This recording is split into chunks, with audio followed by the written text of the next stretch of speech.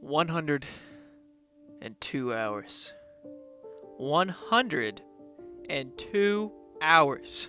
You know, I think this game is the best game that I've never paid for. Take that into account. Titan just bought this game for me because I guess he knew. He's a prophet, that man. Thank God. Thank God that man just bought me this game in early access. Now, I started my own little playthrough because I just couldn't get enough of the Baldur's Gate 3. I started my own little thing, my own little shindig. Alright, I think while recording this, I am deep into Act 2 right now. Deep. Met this man named Bowser. But that is for a later time. This is just me going through Act 1 again. I skip over a lot of stuff. I keep some of the new stuff that I've done, like Karlach. This is the first playthrough I didn't immediately kill Karlach, and she turns out to be one of my favorite companions of all time. Anywho, hope you enjoy. Welcome, gamers, to another Baldur's Gate 3 video. We already watched this. On multiple occasions. I don't want to see it again, but I want to do like a Monster Hunter type guy, almost like Geralt of Rivia. Just this guy who wants to kill everything that's not a humanoid type person, you know, anything that's a monster. Now, I had a hard time trying to figure out what character I wanted to play as, because I knew what kind of character. I wanted this bounty hunter kind of outlandish kind of guy who wanted to hunt down monsters. That was his whole deal. He doesn't like monsters. That's his shtick. And it took me a while. I thought about an elf because I could get that flowing white hair as a reference to Geralt. I thought about a half-elf at one point. I really liked the idea of a half-orc. But once I read the Dragonborn bio, my heart was set on playing as the Dragonborn, because that just makes sense for the kind of type of character I wanted to play. A proud race that values clan and skills above all else. Once enslaved by dragons, they strive to be self-sufficient, not wanting to be beholden to anyone, not even the gods. That actually kind of fits what I'm trying to go with. Playing as a character with a bow was really fun. And I could breathe fire, which is sick. But this is my third time through, so I just kind of wanted to skip through the beginning portions where you're still stuck on the little squid boys' ship. So I just kind of sped run it. I won't lie. I think I rescued Shadowheart out of her little pod, and we escaped the ship nice and dandy. Toss a coin to your witcher. I think I actually recruited Asterion as well. But I knew, I was playing my character. I knew I wasn't going to keep Asterion for very long in this party, with me wanting to kill every monster around. My name's Astarion. I also recruited Gale. Gale's a homie, kind of. I'm not a fan of Gale, but I wanted another character. I wanted to switch things up, so I decided to recruit Gale this time. Gale told me that he needed special magic items. He didn't tell me why. But he told me he needed special magical items, so I'm like, okay, sure, buddy. Whatever you say, you weirdo. And then I went off to go kill Lae'zel, because screw that lady. I've killed her almost every playthrough so far. I talked to some tieflings, told them, good job killing that Githyanki alien. And I went to go off to go say hi to our buddies. Our buddies at the Tiefling and Druid camp. I helped them fight off against some goblins, met our boy Will, and I got nice and cozy with the Tieflings. And then I went to go help out the Tieflings with their issue on escaping the camp. And you know what I did. I absolutely messed up all those goddamn goblins. I talked to Valo. I also killed the owlbear. Do you have orders for us? We need to find this beast and avenge your brother. What? You feel the quake of its heavy footsteps before you see it. An owlbear, its beaked face looming out of the darkness. The cub looks from you to his dead mother. A single strike will end his suffering.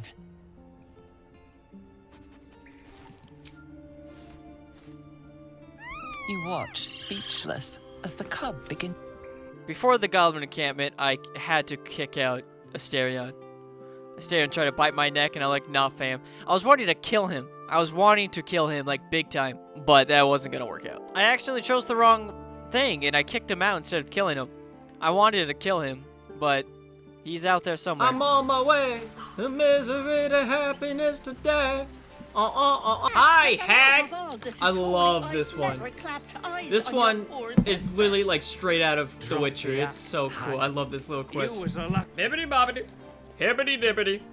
I got the new Cyberpunk G Fuel. I'm a happy boy. It's also been 105 degrees in this town. I've had it. Let's try out the new flavor of G Fuel. That is some good shit. Another thing that I switched up, I decided to tell Will to screw off, and we decided not to kill Karlach. We decided to actually recruit Karlach, which turns out something very interesting happened afterwards. We decided to recruit Karlach because Will was contracted, or like he was kind of forced to go after Karlach, because she has no heart, so technically it's in the pact of the devil that he was with. After saving Karlach, she tells us that these paladins that recruited us to hunt her down were actually working for the devils. And they were trying to trick us. And that's very interesting. So we went back and murked them all. And then we have my favorite companion. Sorry, Will. Karlach is my girl. Alright, let's see what's on the agenda. Oh yeah, we're going to Moonrise Towers. Oh yeah, gotta rescue the Grand Duke. We gotta go fuck up Auntie Ethel. We're killing all the goblins. Oh, Valley of Plenty. We're going into the Underdark, which is spooky and scary and honestly very cool. Because there's little, like, plant people down here. I like them. They're very cool. Very chill people, honestly. They're a bunch of homies. I really like the plant peeps. Boop. Bippity bop bop. We're getting close to the end of Act 1. Exciting. I already did a part of Act 2. I'm a few hours into Act 2. But not that far. I've met Mr. Omni-Man. Now this game is massive. It's massive. It is almost scary how massive it is. And honestly, it takes me back. To a good old time in video game history called Knights of the Old Republic. One of the best games out there, in my humble opinion. That's where it takes me back to.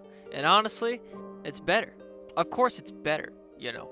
But I'm more excited, surprisingly, because I'm a Star Wars fan. Alright? I'm a good Star Wars fan. But Baldur's Gate 3 just exceeds any expectation that I've had on these games. You know, it is one of the best D&D-esque games I have ever played. One of the best RPGs I have ever played. The game is completely open to your own desires. You can do whatever the hell you want to do. Not only does it let you do whatever you want to do, it expects you to solve problems your own way, to figure out things yourself. Oh my goodness. And the game respects that. That is something I've been looking. That is something I have been looking for in a video game for a long time now. I want to do things my own way in video games, and most of the time most modern day video games restrict you, and it sucks. All right, it sucks big time. Now, a lot of people say this game is Sims for men. I've seen more women play this game, so I don't know what the hell that's about. I've also heard people call this a dating simulator, which is hilarious, because I haven't romanced a single person so far. I tried. I started with Shadowheart, and then I realized Karlach exists. Shadowheart is like, I went for Shadowheart because that was the most like humanoid looking female available. I'm not going for Lae'zel. Jesus Christ, who do you think I am? Huh? I have more self-respect. And then I realized that Shadowheart's just an emo mommy. So I was like, nah, sorry. I'm going for the demon lady. Thank you very much. And which, sadly, I think I locked myself out of that whole romance arc. But we're still good friends, all right? We're still good friends. Then I have Gale over here trying to seduce me with his magic tricks. I'm like, bro, homie, I don't like you. Not even as a friend. All right? You're here simply because I need people in my party. Okay, buddy? But besides that, the writing in this game is impeccable. It is so... The storytelling is so tragic and very sad most of the time.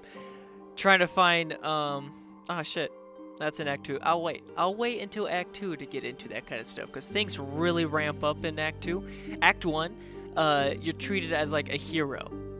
Right? You're treated as like the story basic hero. And then Act 2 literally slaps you in the face with that whole cliche and goes, yeah, you're not a hero. Basically, everyone that you try to save dies. It's fucking horrific, okay? That little girl at the beginning of Act 1, I find her again. That you save, you can save. I save her every time. The little girl that Karga was threatening with her snake. It sounds kind of weird, but you know, with her literal snake, because she's a druid. You find her again in Act 2, and it's very tragic, but she turns out to be super cool. I'm in the middle trying to find Zevlar again in Act 2. All good stuff. I'll save that for the next video, but Act 2 is amazing, bro. I can't wait to edit through Act 2, because I played through Act 1 like 3 times now. I'm not sick of Act 1, I'm just saying I'm ready for new stuff. And some of the game reminds me of Witcher 3 a bit. Especially with the hag down in the swamp, I get some heavy Witcher 3 vibes from doing that little quest. Anywho, if you're into RPGs, even like at all, this game is perfect. It lets you do whatever the hell you want. It lets you create your character. You can either create your own custom character, or there's a wide selection of, they're called origin characters that you can choose to play as, which are also your companions. You can start the game off as one of your companions, like Will or Karlach, or I would think the vampire guy is super fun, because you can't be, and from my knowledge, from my Act 2 knowledge, at least you can't start as a vampire. Maybe, who knows what's in the later stages of the game, but at the moment, I don't know any way to become a vampire. So, Asterion would be such a cool starting origin story, in my opinion. Dealing with the vampirism, that'd be sick. Anyway, I'll get into more in-depth with the story writing in the next video, because Act 2 ramps it up to an 11, baby. I met Mr. Omni-Man in Act 2, and he is cool. Okay, I hope you enjoyed the video at least, and I'll see you all later. Bye-bye. Hey gamers, how's it going? Are you a true gamer? Are you one of those gamers that need that little boost, that little pick-me-up? Well, your boy got partnered by Dubby, a delicious energy drink, little energy powder. These delicious little powders. They come in tubs, they come in all sorts of shapes and sizes, but they are delicious. By using code CRANCLAN, you get 10% off your next order, and you're also supporting the channel, so I very much appreciate it. Have a good one. Goodbye.